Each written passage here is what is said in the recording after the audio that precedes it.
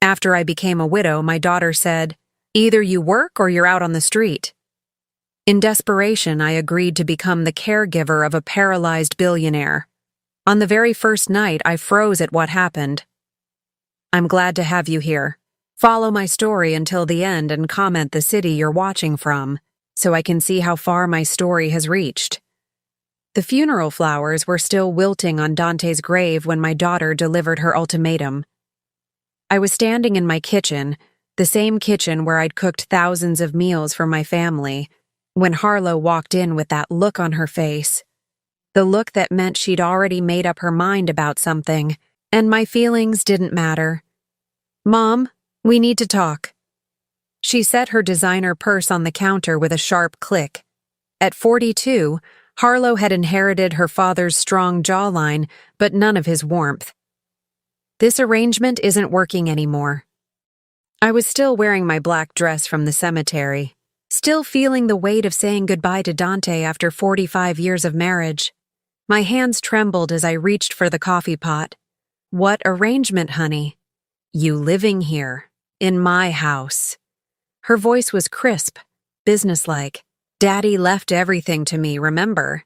And I can't afford to support you anymore." The coffee cup slipped from my fingers, shattering against the tile floor. Brown liquid spread across the white ceramic pieces like my life was spreading apart.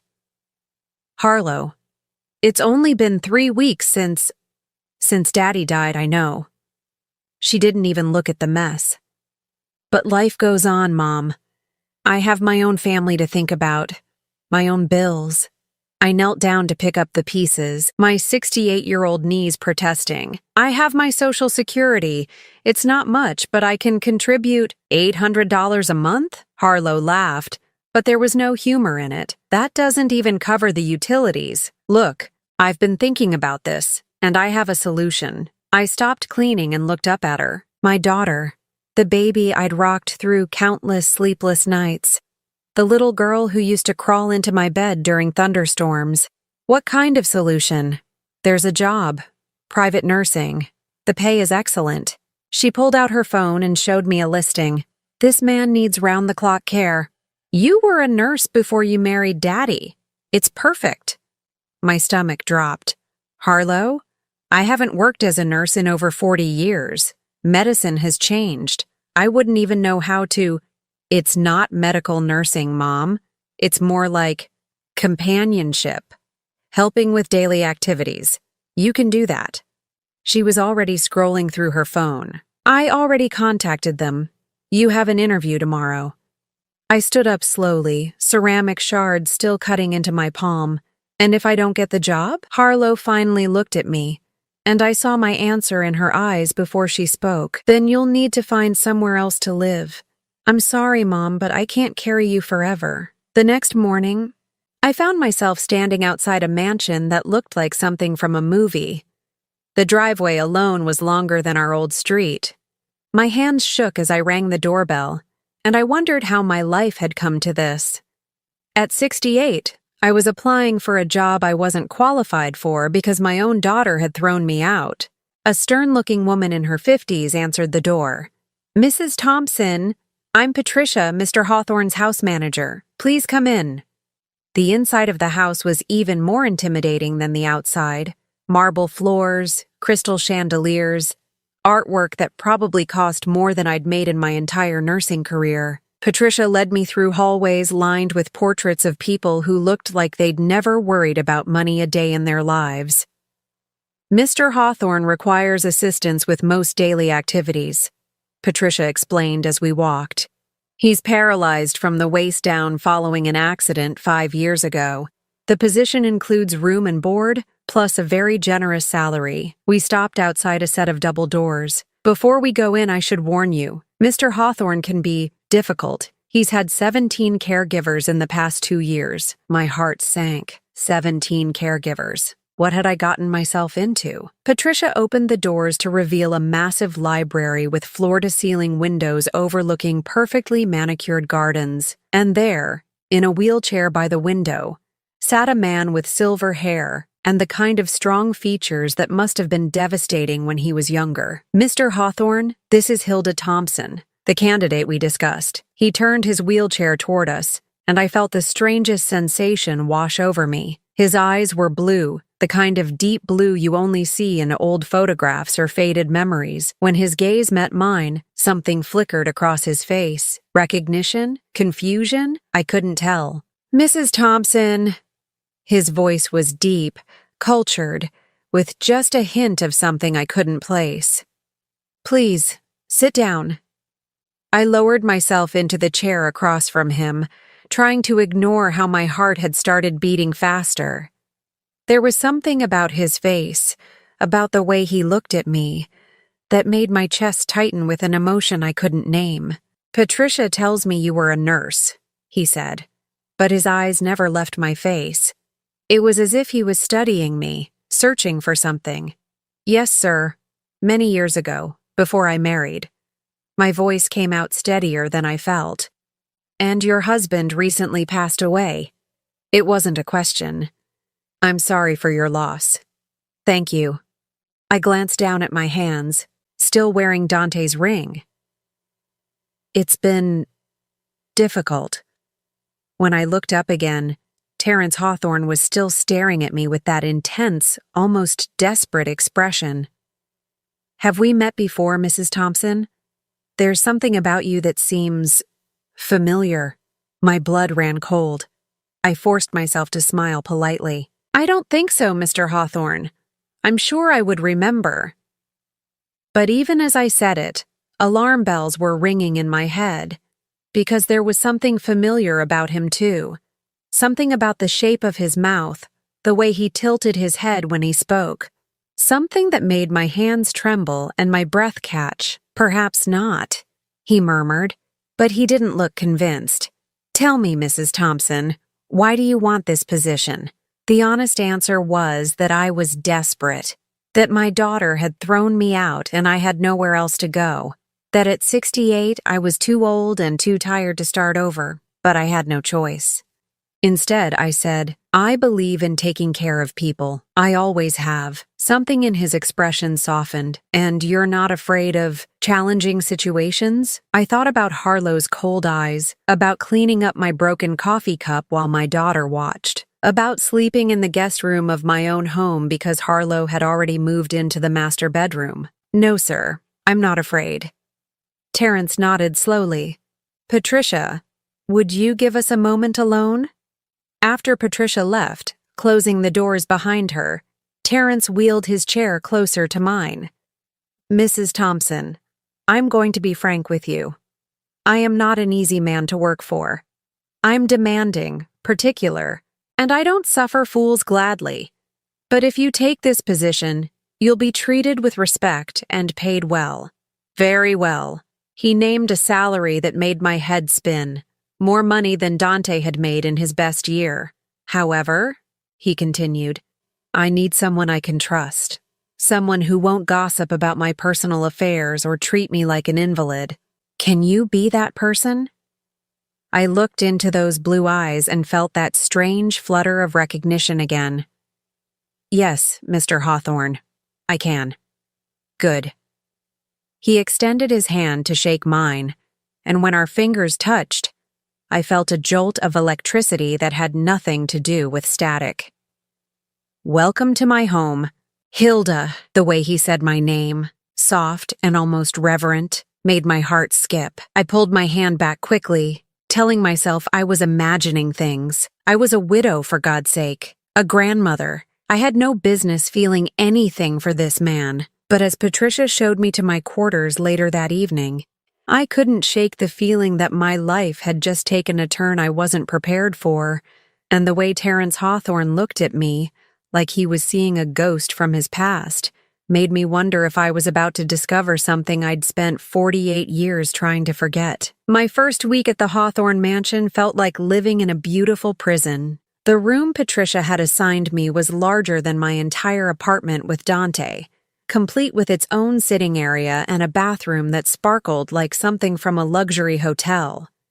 But every morning when I woke up, I felt the crushing weight of my new reality. At 68, I was essentially a live-in servant. Terrence was exactly as Patricia had warned. Demanding, particular, and with a sharp tongue when things weren't done to his specifications. He wanted his morning coffee at exactly 7:15, not 7:20. His newspapers had to be arranged in a specific order.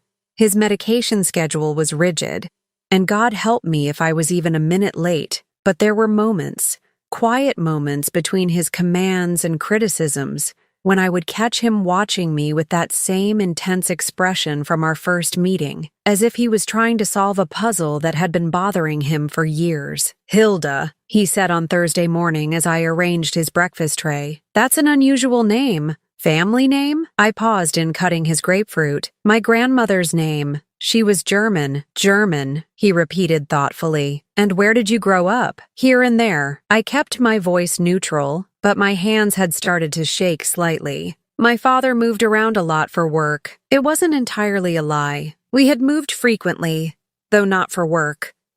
More like running from creditors and my father's gambling debts. But some memories were better left buried. That afternoon, while Terrence napped, I finally unpacked the 3 boxes Harlow had grudgingly allowed me to take from the house. Most of it was practical items. Clothes, a few books, my jewelry box. But at the bottom of the last box, wrapped in tissue paper, was something I'd almost forgotten I still had. My old photo albums.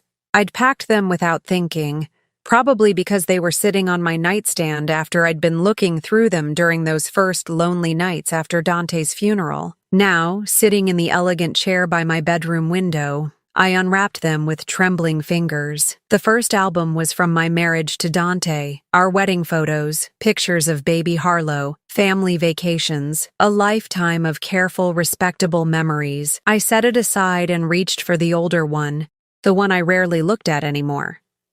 The cover was faded blue leather, cracked at the corners. Inside were photographs from my life before Dante, before marriage and motherhood, and the careful, controlled existence I'd built for myself. The first few pages were innocent enough. High school graduation, my nursing school friends, my parents looking young and hopeful. But as I turned the pages, my breath started coming faster. There, on page 12, was a photograph that made the world tilt sideways. I was 20 years old in the picture, wearing a yellow sundress I'd sewn myself. My hair was long and dark, pulled back with a ribbon. I was laughing at something the photographer had said, my head thrown back with pure joy.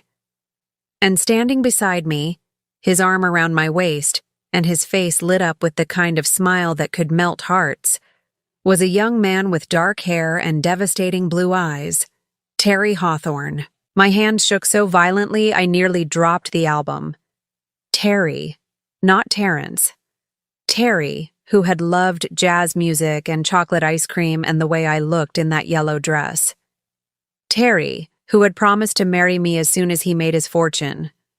Terry, who had kissed me goodbye on a train platform 48 years ago and never came back. I stared at the photograph until my eyes burned, trying to reconcile the young man in the picture with the silver-haired man in the wheelchair downstairs. The features were the same, those aristocratic cheekbones, the strong jaw, the eyes that seemed to see straight through to your soul. But Terry had been warm, passionate, full of dreams and wild plans for our future together. This Terrence Hawthorne was cold, controlled, bitter. What had happened to transform one into the other? I turned the page with shaking fingers and found more pictures. Terry and me at the county fair, sharing cotton candy. Terry teaching me to dance in my tiny apartment while my elderly neighbor banged on the ceiling. Terry and me sitting by the lake, my head on his shoulder, both of us looking like we believed love could conquer anything. The last picture in the series was taken the morning he left. We were standing on the train platform, his suitcase at his feet. I was crying. I remembered that day with painful clarity now. And he was cupping my face in his hands, promising me that he'd be back within 2 years, rich enough to give me everything I deserved. I'm going to make something of myself, Hilda, he'd said, his voice thick with emotion. I'm going to build an empire, and then I'm coming back for you. Will you wait for me? And I had promised I would. God help me. I had meant it. But 2 years had stretched into 3, then 4. His letters became sporadic, then stopped altogether. I'd heard rumors that he'd made it big in real estate, but by then, I'd met Dante. Sweet, steady Dante, who loved me without conditions, who didn't need to conquer the world to prove his worth. I'd married Dante 6 months before Terrence, had finally sent word that he was coming home.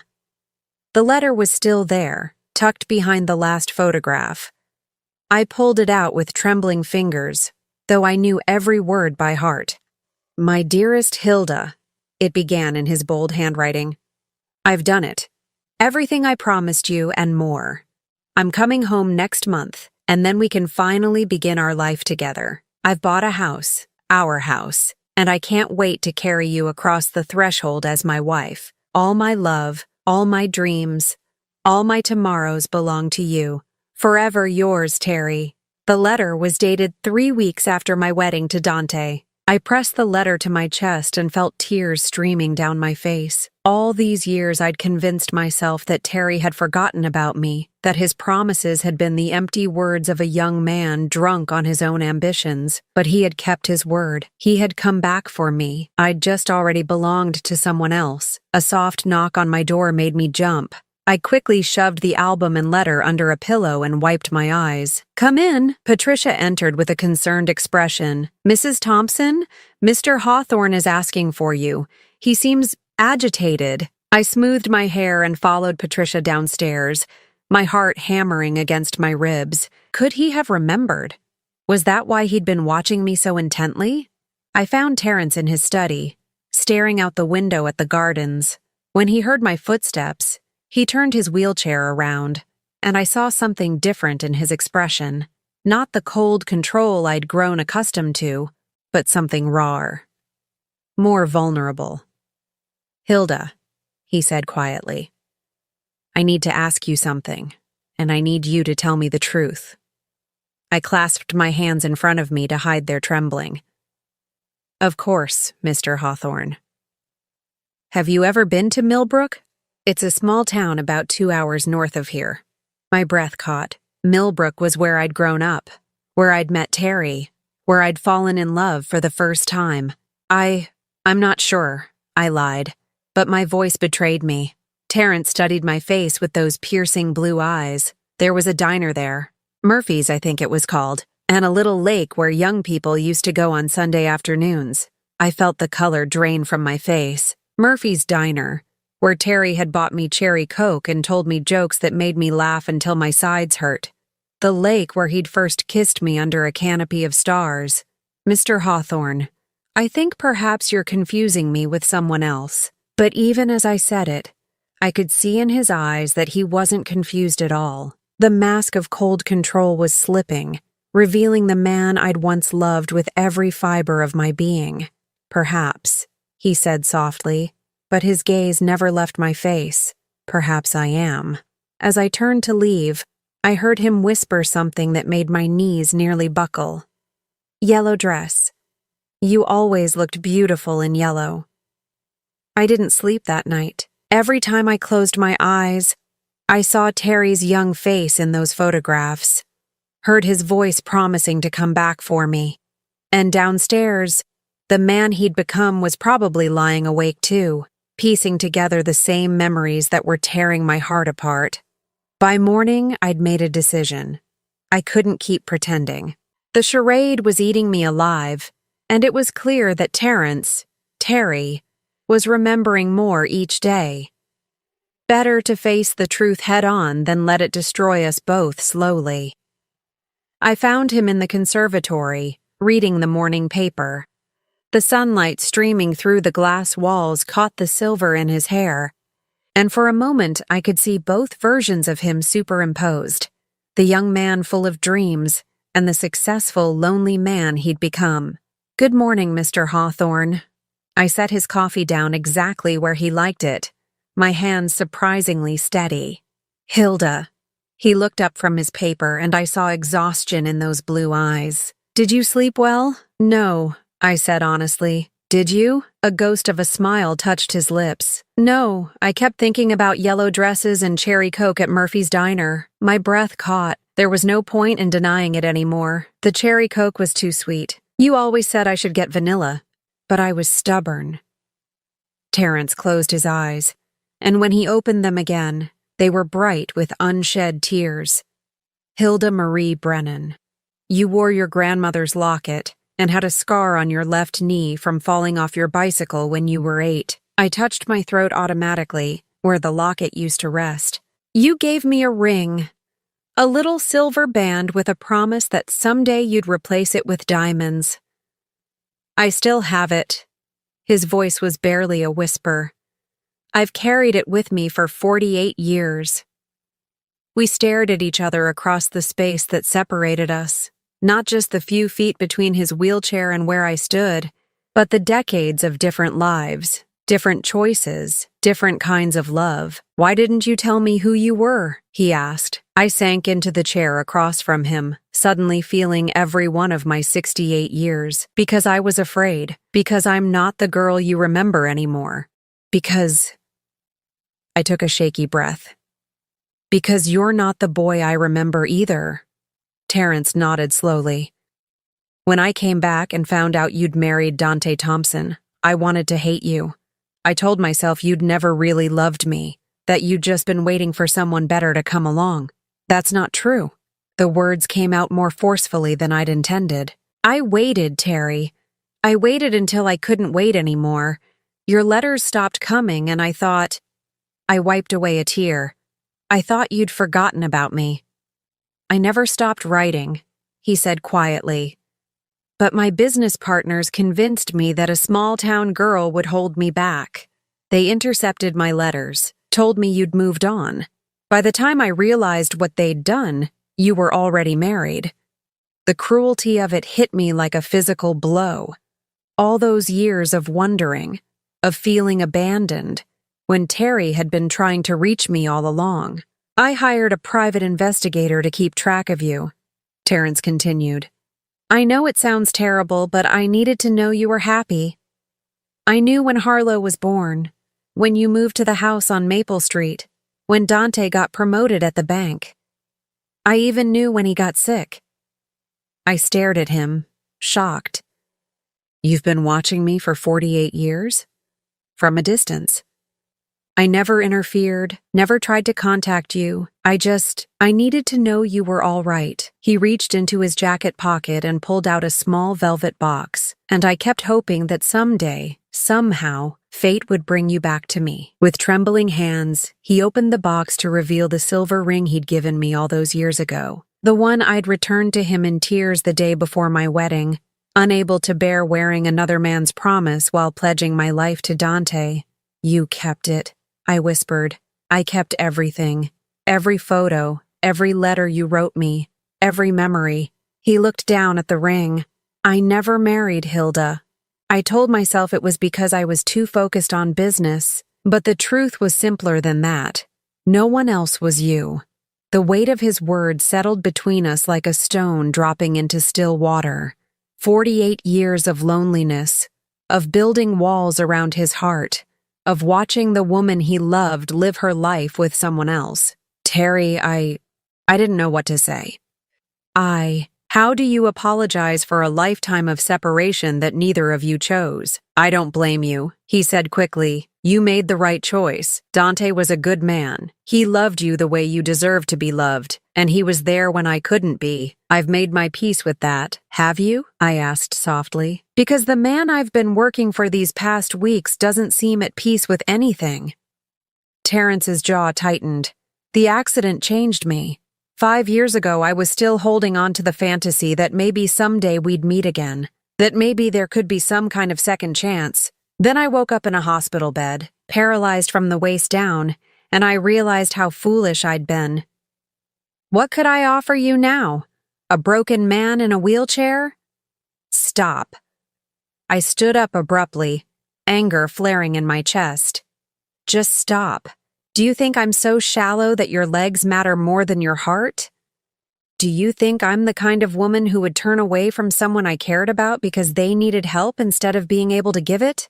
He looked startled by my vehemence. Hilda, I loved you, Terry. Not your potential fortune, not your grand plans for the future. I loved the boy who brought me wildflowers because he couldn't afford roses, the boy who held me when I cried about my father's drinking, the boy who believed in dreams so fiercely that I couldn't help but believe in them too. I was crying now. 48 years of suppressed emotions pouring out of me like water through a broken dam. And if that boy is still in there somewhere, then everything else is just details. Terrence reached for my hand, and I let him take it. His fingers were older now, marked with age spots and thinner than I remembered, but his touch still sent electricity through my veins. He's still here, he said quietly, buried under a lot of bitterness and disappointment, but still here. The question is, what do we do now? I looked around the conservatory, at the life of luxury he'd built around himself. Then I looked back at his face, searching for the answer to a question I'd been afraid to ask. Are you happy, Terry? Really happy? He was quiet for a long moment. I was successful. I was respected. I had more money than I could spend in 10 lifetimes. He paused. But happy? No. I don't think I've been truly happy since the day I left you on that train platform. Then maybe, I said carefully, it's time to stop punishing ourselves for choices we made when we were different people. Maybe it's time to see what the people we are now could build together. Terrence brought my hand to his lips and kissed it gently. Would you be willing to try? Not as my nurse, but as whatever we could be to each other? I thought about Harlow, about the cold house where I was no longer welcome. I thought about the lonely apartment I'd been planning to find, about spending my remaining years in solitude. Then I looked at the man who had loved me faithfully for nearly 5 decades, even from a distance. Yes, I whispered. I'd like to try. But even as the words left my lips, I knew our path wouldn't be easy. Harlow would have something to say about this arrangement, and I doubted it would be congratulatory. My daughter had never approved of anything that took attention away from her own needs, and she certainly wouldn't approve of her mother finding love again. The thought of facing Harlow's reaction made my stomach clench with anxiety. But for the first time in weeks, I also felt something else. Hope. Maybe it wasn't too late for second chances after all. 3 weeks after our confession in the conservatory, Terry asked me to move into the master wing of the house. Not as his caregiver, but as his companion. The word felt strange on my tongue when I repeated it to myself. Companion. It sounded so much more meaningful than employee, yet not quite as binding as the words we'd once dreamed of using. You don't have to decide right now, he said over dinner in the smaller dining room we'd started using instead of the formal one. But Hilda, I want you to know that this isn't about convenience or loneliness. This is about the life I should have been living all along. I set down my fork, my appetite suddenly gone. Terry, I need to tell you something. About Harlow. His expression grew serious. What about her? She doesn't know who you are. When she found this job for me, she just saw dollar signs. A wealthy man who needed care, a mother she wanted out of her house. She has no idea about our history, Terry nodded slowly. And you think she'll have a problem with our arrangement? I laughed, but there was no humor in it. My daughter threw me out 3 weeks after her father's funeral. She cares about exactly 2 things: her own comfort and other people's money. When she finds out I'm living here as more than hired help, she's going to assume I'm after your inheritance. Are you? Terry asked quietly. I looked at him in shock. How can you even ask that? Because 48 years is a long time, Hilda. People change. And my wealth, he gestured around the elegant dining room. It has a way of changing how people see me. I stood up abruptly, hurt flashing through me like a knife blade. If that's what you think of me, then maybe this was a mistake. Sit down. His voice was gentle but firm. Please, I had to ask. I've been burned before by people who claim to love me but were really in love with my bank account. I needed to hear you say it. I remained standing, my arms crossed. Say what? That you don't want my money, that you're here because of who I am, not what I have. I shouldn't have to say it. You should know it. Terry reached for my hand, but I pulled away. You're right. I should. And deep down, I do. But Hilda, you have to understand, when you have this much money, you start to question everyone's motives, even the people you love most. I felt my anger deflate slightly. Is that really how you've lived all these years? Not trusting anyone? Pretty much. He looked down at his hands. It's a lonely way to live, but it seemed safer than being hurt again. I sat back down, studying his face, the lines around his eyes, the way his mouth turned down at the corners. This was what success without love had done to him, turned him into a suspicious, isolated man who questioned even the purest emotions. For the record, I said quietly, I don't want your money. I want you to leave every penny to charity if it makes you happy. I have my Social Security and a small pension from the hospital where I worked before Harlow was born. It's not much, but I've lived on less. Relief flooded his features. I'm sorry I had to ask. Don't apologize, just don't ask again. I picked up my fork and took a bite of the salmon Patricia had prepared. Now, about Harlow. When she finds out about this, she's going to cause trouble. I need you to be prepared for that. Terry's expression hardened. What kind of trouble? She'll probably demand to know what your intentions are. She might threaten to sue, claim I'm taking advantage of you. She might even try to have me removed from the house. Let her try. His voice carried the steel that had built his business empire. This is my house. Hilda.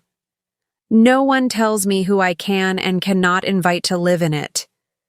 I wished I could share his confidence, but I knew my daughter better than he did.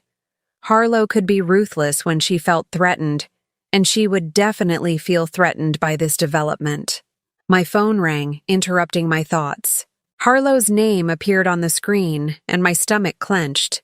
Speak of the devil, I murmured, showing Terry the display. Answer it, he said. Let's get this over with. I swiped to accept the call. Hello, Harlow. Mom. Her voice was tight with barely controlled anger. I just had the most interesting conversation with Mrs. Patterson from church.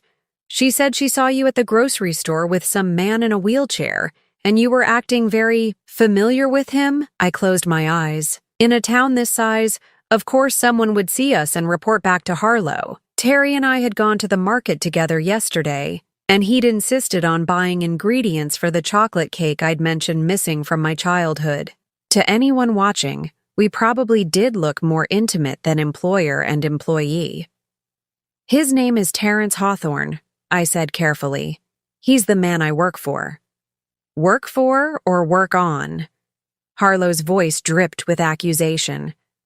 Because Mrs. Patterson said you two looked awfully cozy for a professional relationship. Terry gestured for the phone, and I shook my head.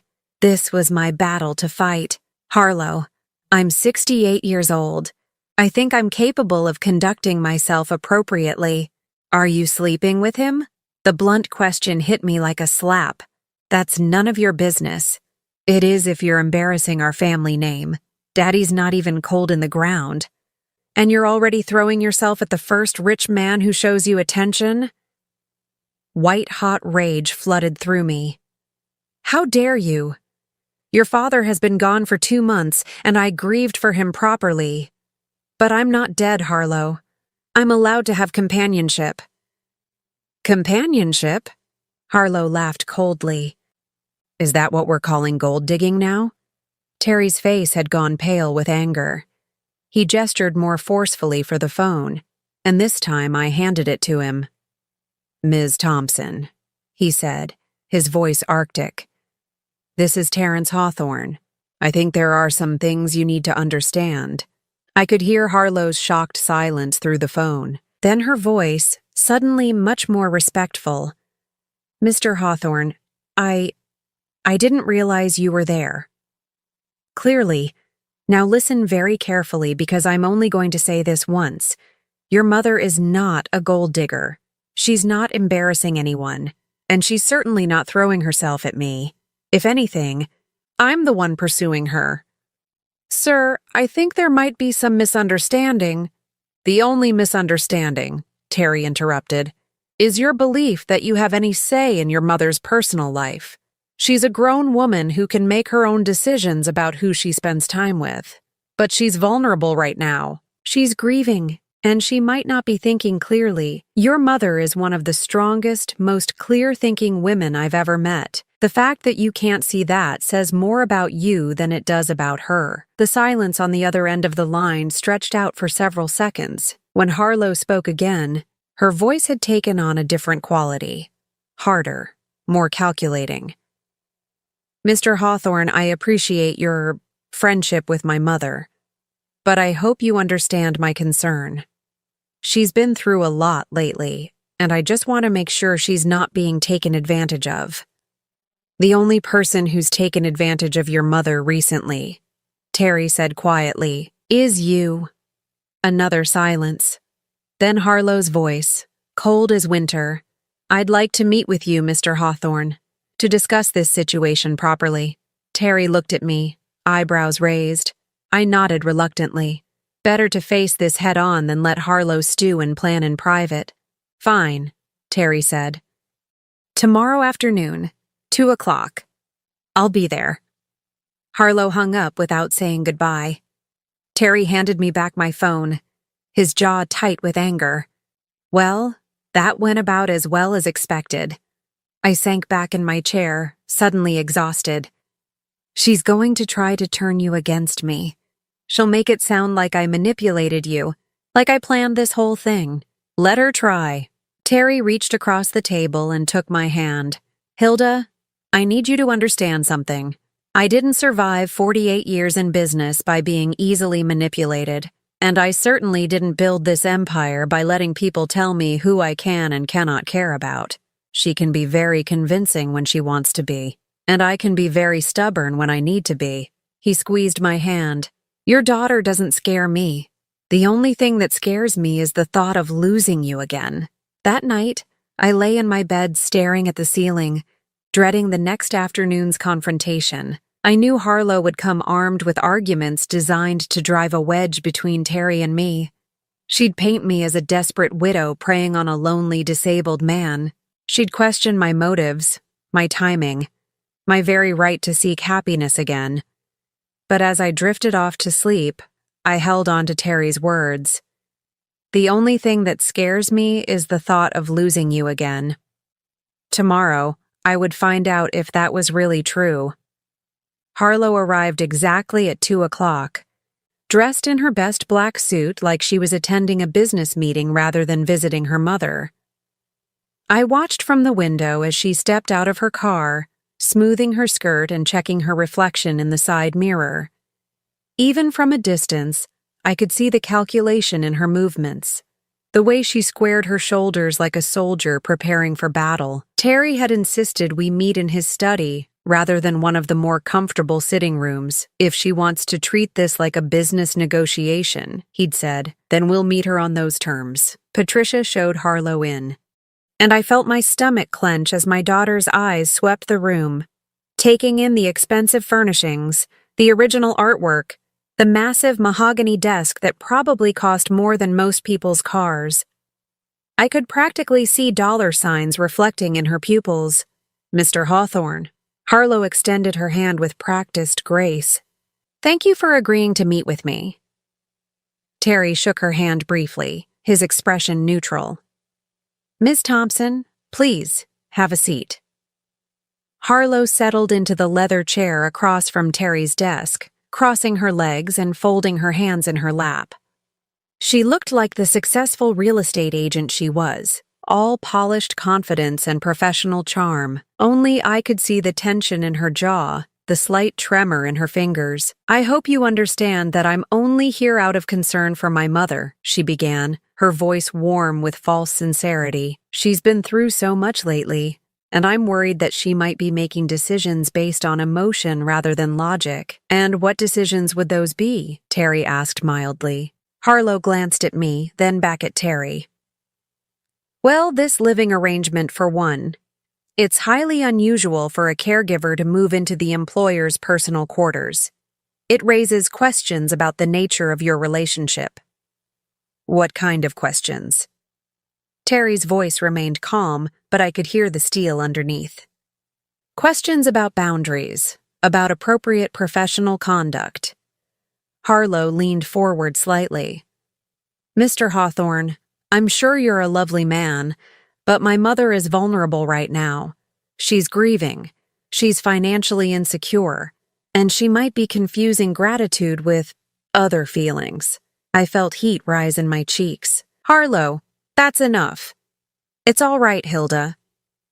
Terry never took his eyes off my daughter. I'd like to hear what Ms. Thompson has to say. Harlow shot me a warning look, then turned back to Terry with renewed confidence. I'm saying that my mother has always been somewhat impressionable. She sees the best in people, sometimes to her detriment. And in her current state, she might not be thinking clearly about the implications of this situation. The implications being what, exactly? Well, there's the obvious concern about what people will think. A widow moving in with a wealthy man so soon after her husband's death. It doesn't look good. Harlow's voice took on a concerned, caring tone that made my skin crawl. And then there's the question of what happens when this arrangement ends. Will my mother be left with nothing again? Will she have to start over once more?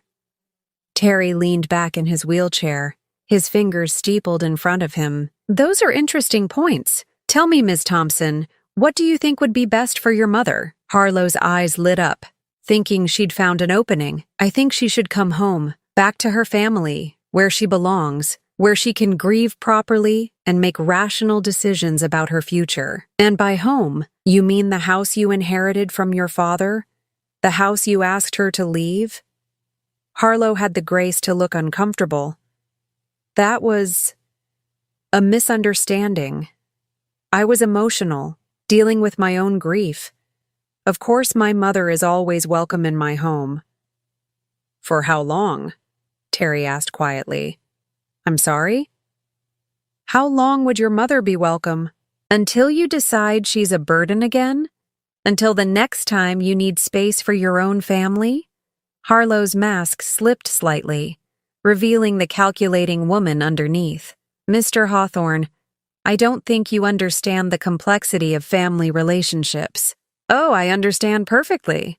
Terry's voice cut through her words like a blade. I understand that you threw your mother out 3 weeks after burying her husband of 45 years. I understand that you gave her an ultimatum: work or live on the street. And I understand that the only reason you're here now is because you've realized she might have found something better than what you were offering.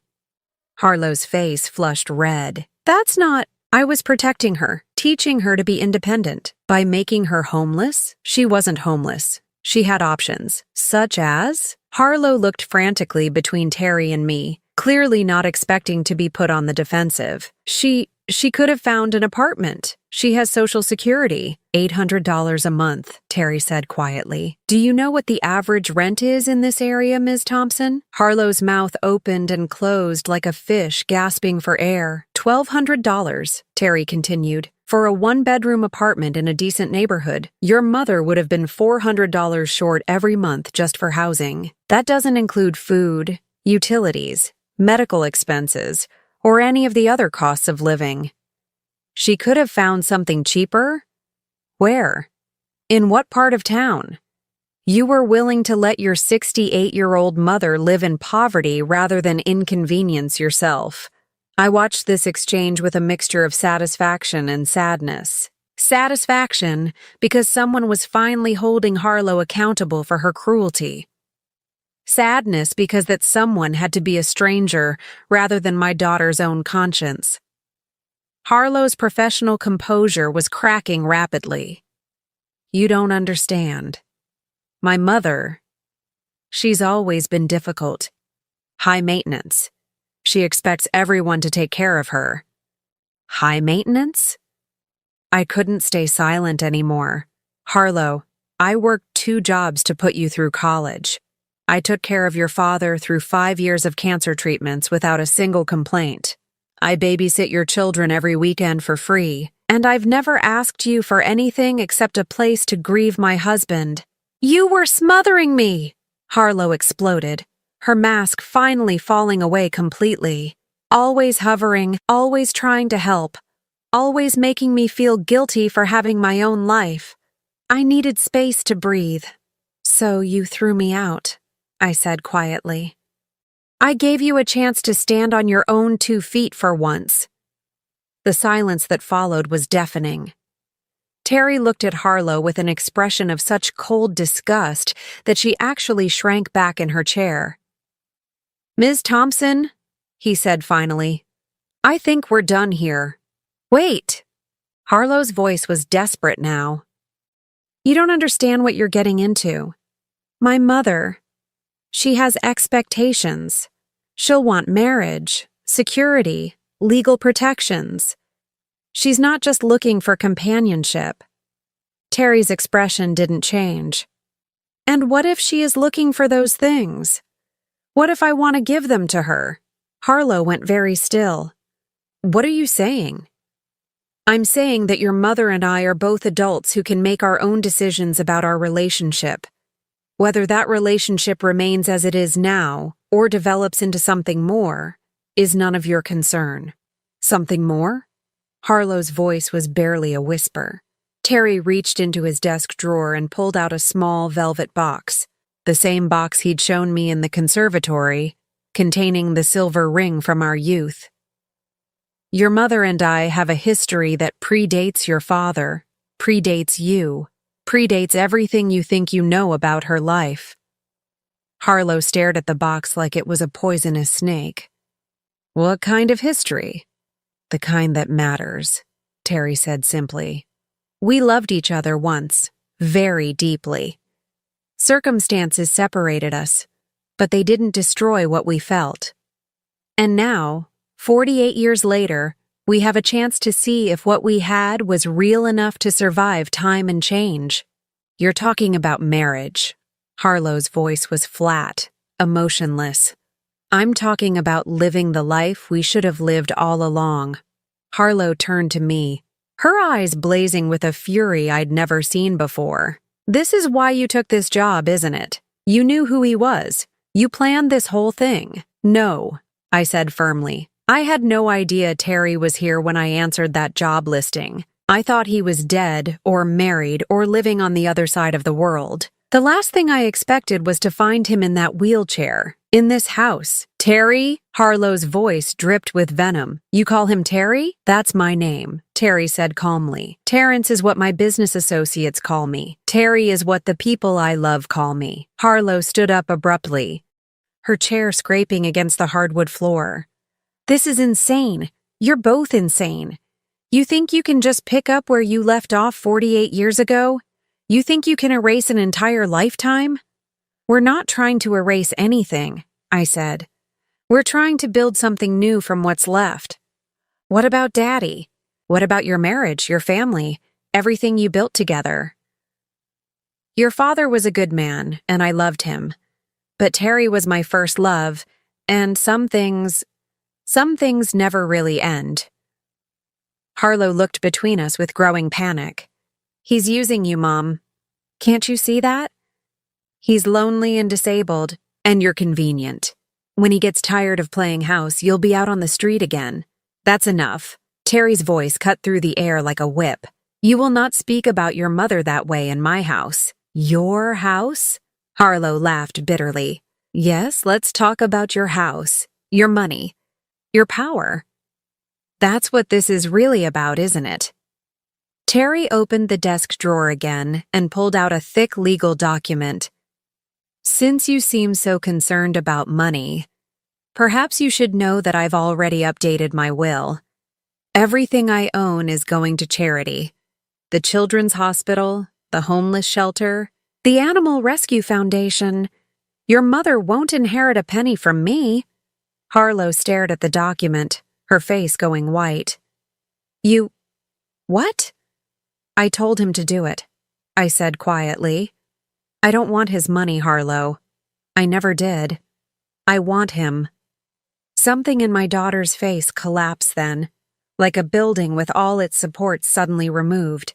For a moment, she looked like the little girl who used to crawl into my bed during thunderstorms, frightened and confused, and desperately in need of comfort. But then the mask snapped back into place, harder and colder than before. Fine, she said, her voice like ice.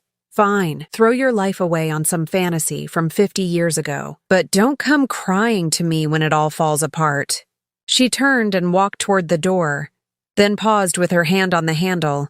And don't expect me to be here to pick up the pieces when he's done with you. The door slammed behind her with enough force to rattle the windows. Terry and I sat in silence for several minutes, listening to the sound of Harlow's car starting and driving away. Finally, Terry reached across the desk and took my hand. Are you all right? I thought about the question, testing my emotions like prodding a sore tooth. Was I all right? My daughter had just disowned me, accused me of being a gold digger and a fool, and stormed out of my life with every intention of never coming back. But for the first time in months, maybe years, I felt free. Yes, I said, surprising myself with how steady my voice sounded. I think I am. 6 months later, I stood in the same conservatory where Terry and I had first acknowledged our past. But everything had changed. The morning light streaming through the glass walls caught the simple gold band on my left hand. Not the elaborate diamond Terry had once promised to replace my silver ring with, but something better. Something chosen by the people we'd become, rather than the dreams of who we thought we'd be. We'd married quietly 3 weeks ago, with only Patricia and Terry's lawyer as witnesses. It wasn't the grand wedding I'd imagined as a 20-year-old girl, but it was perfect in its simplicity. Two people who'd found their way back to each other against all odds, promising to spend whatever time they had left together. Mrs. Hawthorne, Patricia said, entering the conservatory with her usual brisk efficiency, but I caught the small smile she tried to hide. Even Patricia, stern and practical as she was, had softened toward our unlikely romance. There's someone at the front door asking to see you. My heart clenched. I'd been expecting this visit for months, ever since the wedding announcement appeared in the local paper. Harlow had maintained her silence since that awful confrontation in Terry's study. But I knew she'd heard the news. In a town this size, everyone knew everyone's business. Who is it? I asked. Though I already knew. Your daughter, ma'am. She seems… upset. I found Terry in his study, reviewing quarterly reports for the foundation he'd established to manage his charitable giving. He looked up as I entered, immediately reading the tension in my face. She's here, I said simply. Terry set down his papers and wheeled his chair around to face me. Do you want me to handle this? No. She's my daughter. This is my conversation to have. I smoothed my hands over my skirt, trying to calm my nerves. But I'd like you to be there, if you don't mind. Of course. We found Harlow in the formal living room, perched on the edge of a velvet settee like she was ready to bolt at any moment. She'd lost weight since I'd last seen her, and there were dark circles under her eyes that makeup couldn't quite hide. She looked older, more fragile, and for a moment my maternal instincts kicked in. Harlow. I kept my voice neutral, neither welcoming nor hostile. Mom. She stood up, wrapping her arms around herself defensively. Congratulations on your marriage. I heard it was lovely. It was. I settled into the chair across from her, Terry positioning his wheelchair beside me. Simple but lovely. Harlow's eyes darted to our joined hands, to the matching gold bands we wore. You actually did it. You actually married him. I did. For better or worse, Richer or poorer, in sickness and in health? There was an edge to her voice, a bitterness that made my heart ache. All of it, I said firmly. Every vow, every promise. Harlow laughed, but it sounded more like a sob. You know what the worst part is? I actually thought you might come back. After the novelty wore off, after you realized what you'd given up, I thought you'd come home. This is my home now. With him, she looked at Terry with barely concealed resentment. With a man you barely know anymore. I know him better than you think, I said quietly. And more importantly, I know myself better than I did 6 months ago. Harlow was quiet for a long moment, staring at the Persian rug beneath her feet. When she looked up again, her eyes were bright with unshed tears. I've been thinking about what you said, about Daddy, and your first love, and things never really ending. She took a shaky breath. I went through Daddy's papers after you left. I found some letters. My breath caught. What kind of letters? Love letters. To someone named Jennifer. Dated from 2 years before he died. Harlow's voice was barely a whisper. He was having an affair, Mom. For at least 2 years. Maybe longer. The words hit me like a physical blow. Dante, my steady, faithful Dante, had been unfaithful. While I was caring for him through his illness, while I was holding his hand through chemotherapy and pretending not to notice how much weight he was losing, he was writing love letters to another woman. Terry's hand tightened around mine, grounding me, keeping me steady. I'm sorry, Harlow continued. I know it hurts. But I thought you should know that maybe your marriage wasn't as perfect as I always believed it was. I closed my eyes, processing this revelation. It should have destroyed me. It should have made me question everything I thought I knew about my life with Dante. Instead, I felt something unexpected. Relief. Thank you for telling me, I said finally. Harlow looked surprised. You're not angry? I'm sad, disappointed, but not angry. I thought about how to explain what I was feeling. Your father was a good man who made some poor choices. That doesn't erase the good years we had together. But it does put things in perspective. What kind of perspective? The perspective that maybe I don't owe my entire life to his memory. Maybe I don't have to feel guilty for finding happiness again. Harlow was crying now, tears streaming down her face unchecked. I was so jealous of you, Mom. So angry that you could just move on, start over, be happy. I couldn't understand how you could forget Daddy so easily. I didn't forget him. I never will. But I also couldn't stay frozen in grief forever. And I made it worse by throwing you out. Harlow's voice broke completely. I was so hurt, so angry about the affair, and I took it out on you. I blamed you for not being enough to keep him faithful, and then I blamed you for being too much when you needed support. The pieces of my daughter's behavior finally clicked into place. The sudden coldness after Dante's funeral, the cruel ultimatum, the desperate need to control my life. Harlow hadn't been protecting herself from my grief. She'd been drowning in her own anger and disappointment. Oh, sweetheart. I stood up and moved to sit beside her on the settee. You should have told me. How could I? How could I tell you that your perfect husband was a cheater? That everything you believed about your marriage was a lie? It wasn't all a lie, I said gently. The early years were real. The love was real, even if it changed over time. And you were real.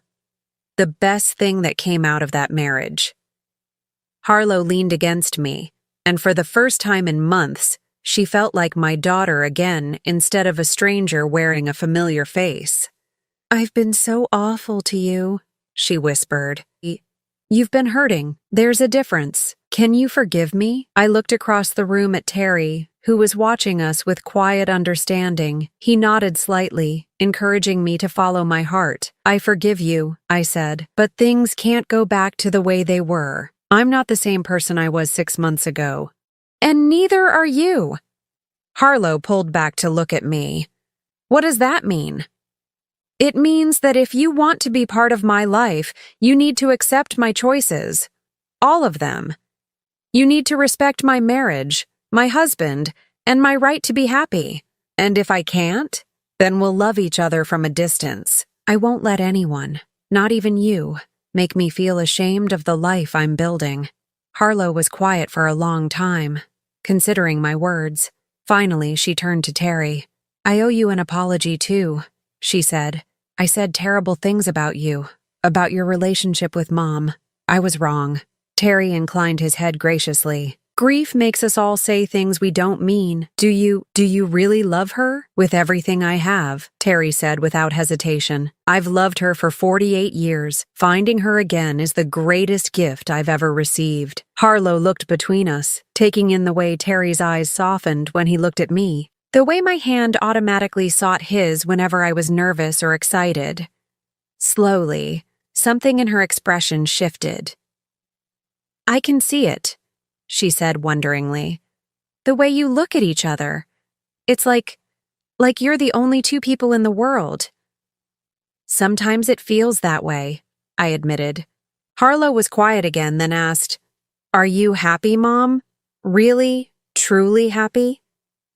I thought about the question, about the life I'd built in this house with this man, the quiet mornings we spent reading together in the conservatory, the way Terry still brought me wildflowers from the garden because he remembered they were my favorite, the contentment I felt falling asleep beside him each night, knowing that whatever time we had left, we were spending it together. Yes, I said. I'm happy. Harlow nodded slowly, then stood up. Then I guess I need to learn to be happy for you. Does that mean... It means I want to try. I want to be part of your life, if you'll let me. I want to get to know Terry as your husband instead of your employer. And I want to make up for the months I wasted being angry and jealous and cruel. I stood and hugged her, really hugged her, for the first time since Dante's funeral. I'd like that very much. As Harlow pulled back, she glanced around the elegant living room, then back at me. This is really your home now. It is. And you're really Mrs. Hawthorne. I am. She smiled then, the first genuine smile I'd seen from her in over a year. It's going to take some getting used to. But Mom, yes, you deserve this. You deserve to be loved and cherished and spoiled a little bit. I'm sorry it took me so long to see that. After Harlow left, promising to call soon and asking if she could bring her children to meet their new step-grandfather, Terry and I sat together in the garden watching the sunset paint the sky in shades of gold and rose. Do you think she means it? I asked. About wanting to rebuild our relationship? I think she's her mother's daughter, Terry said, which means she's stronger and more forgiving than she gives herself credit for. I leaned back in my chair, feeling the last of the tension leave my shoulders. For the first time in years, all the pieces of my life seemed to be falling into place. Terry? Thank you. For fighting for us. For not giving up when things got complicated. He brought my hand to his lips and kissed it softly. Thank you for taking a chance on an old love with an older man. For seeing past the wheelchair and the walls I'd built around my heart. We're quite a pair, aren't we? Two people in their 70s starting over like teenagers. The best kind of pair, Terry said. The kind that knows how precious love really is and doesn't waste time taking it for granted. As the stars began to appear in the darkening sky, I thought about the journey that had brought me here, the pain of losing Dante, the humiliation of being cast out by my own daughter, the fear of starting over with nothing but my memories and my pride. But sometimes I realized you have to lose everything to find what you were really looking for all along. And sometimes, the love you thought was lost forever has just been waiting patiently for you to come home. Now, I'm curious about you who listened to my story. What would you do if you were in my place? Have you ever been through something similar? Comment below. And meanwhile, I'm leaving on the final screen 2 other stories that are channel favorites, and they will definitely surprise you. Thank you for watching until here.